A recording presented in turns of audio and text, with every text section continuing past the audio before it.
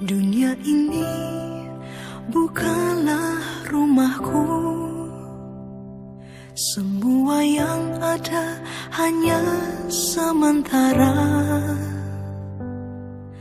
Tak ada satupun yang dapat ku bawa saat ku kembali padanya. Ku sadari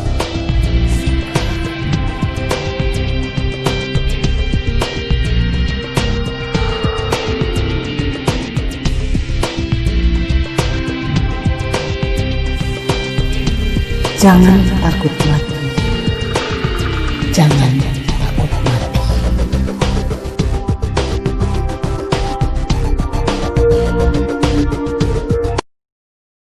Barang siapa datang kepadaku, ia tidak akan lapar lagi.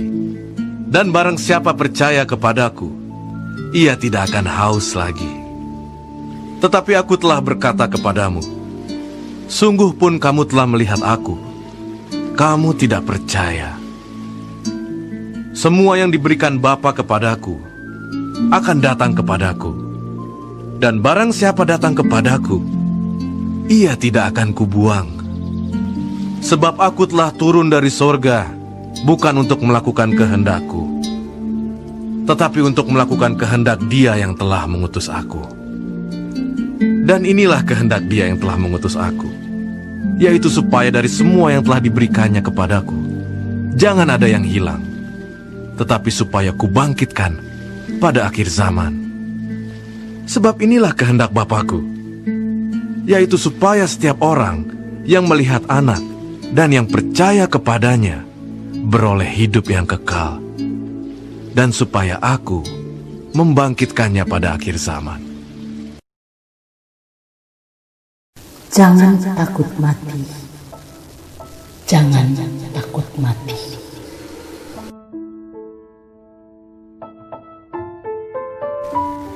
Mulanya saya tidak peduli dengan soal kematian. Merasa diri masih muda, masih kuat dan bersemangat. Ada banyak mimpi yang ingin digapai. Banyak pengalaman indah dan menarik ingin terus dinikmati. Hidup di dunia serasa makin menyenangkan.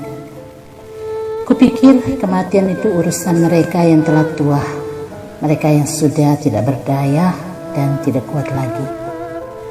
Dan saya tidak termasuk dalam golongan ini. Saya masih muda, masih kuat, belum mati.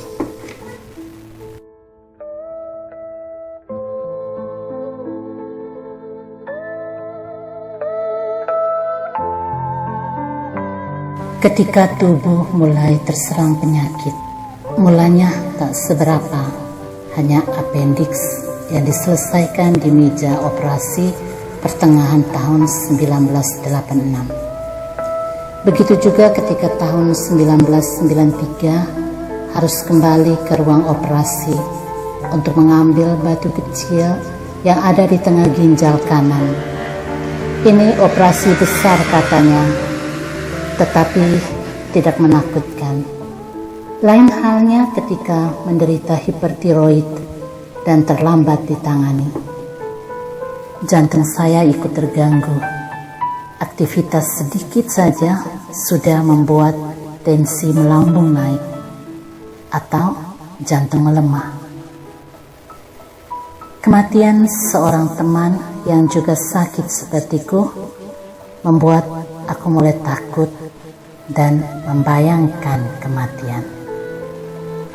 Kematian seakan terus mengintai dan mencari kesempatan untuk mencaplok diriku. Aku semakin takut ketika dokter mengingatkan untuk waspada karena jantung bisa sewaktu berhenti mendadak.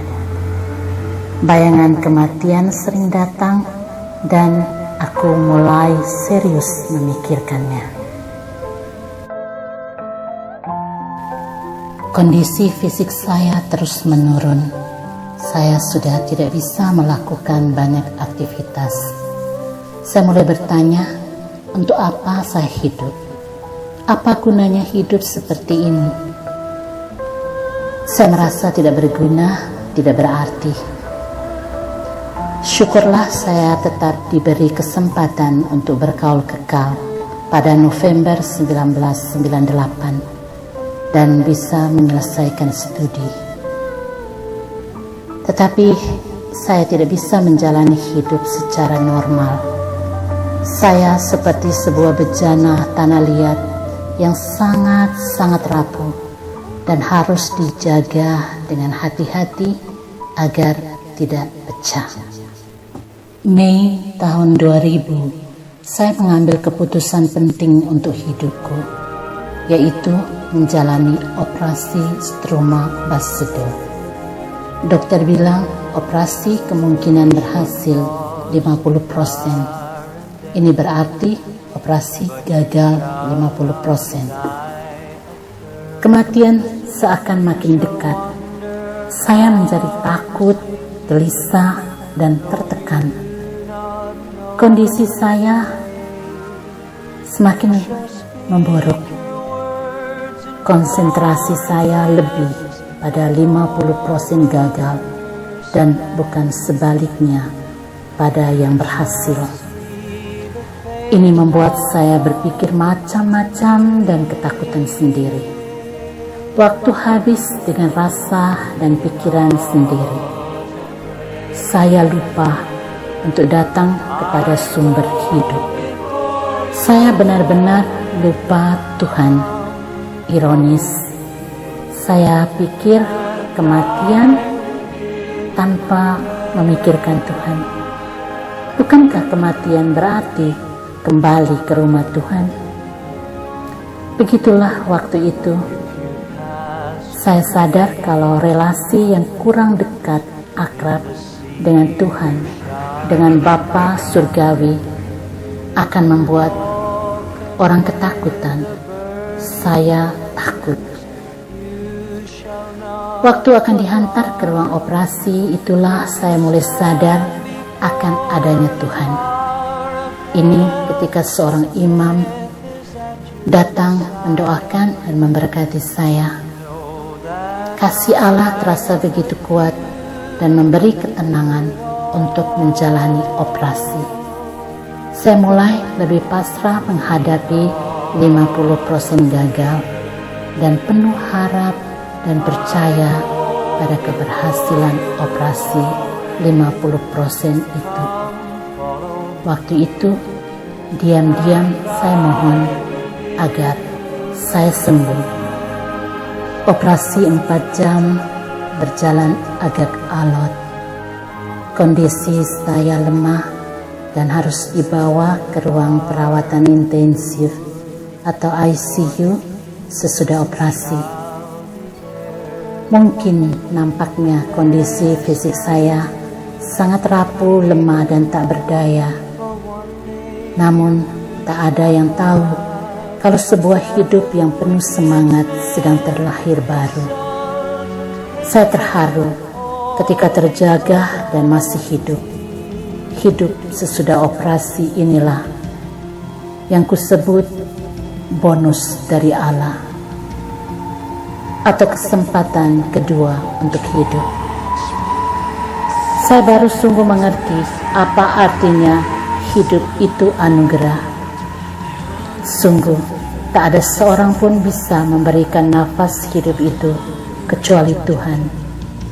Dan tak ada seorang pun bisa mencegah bila Tuhan datang mengambil kembali kepunyaannya lewat kematian.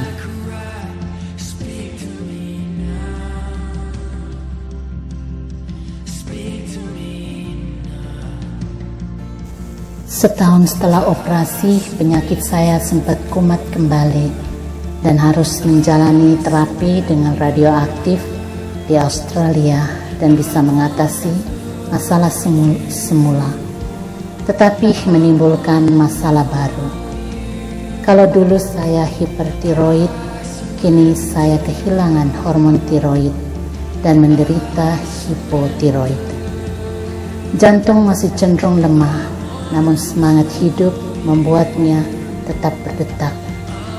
Bonus hidup coba saya nikmati dan jalani dengan penuh kesadaran.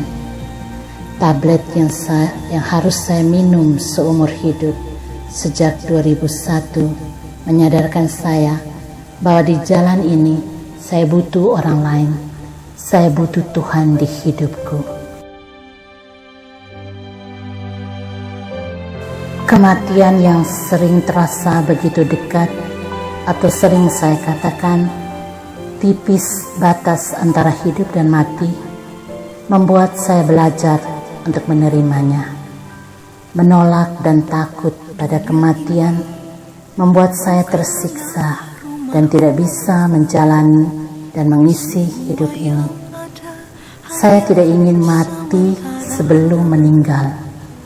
Ini membuat saya semakin menghargai hidup dan berusaha selalu hidup dalam kesadaran. Entah hidup, entah mati, saya milik Kristus. Menyaksikan mamah yang meninggal di pangkuan dengan tersenyum dan bahagia menatap kematian yang datang menjemput, membuat saya semakin berani menghadapi kematian itu. Kini ku yakin kematian menghantar aku pulang ke rumah. Rumah dari mana saya berasal, yaitu rumah Bapa di surga. Dan Yesus yang saya ikuti akan menerima dan menghantar saya pada Bapa. Kematian bukanlah titik akhir. Ada kebangkitan menanti. Ada hidup baru bersemi dalam keabadian surgawi. Bahwa ku tinggal bersamamu.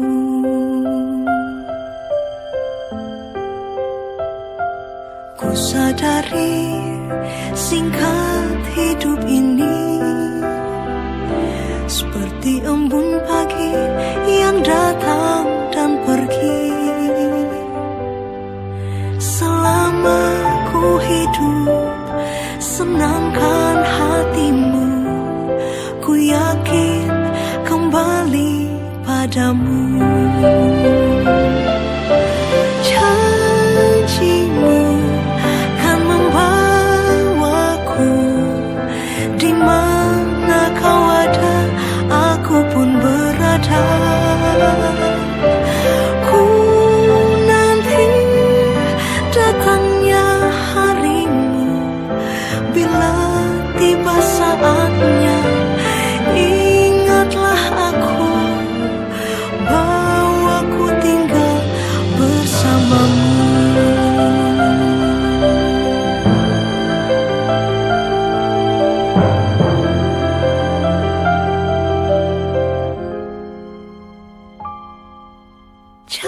Janjimu kan membawaku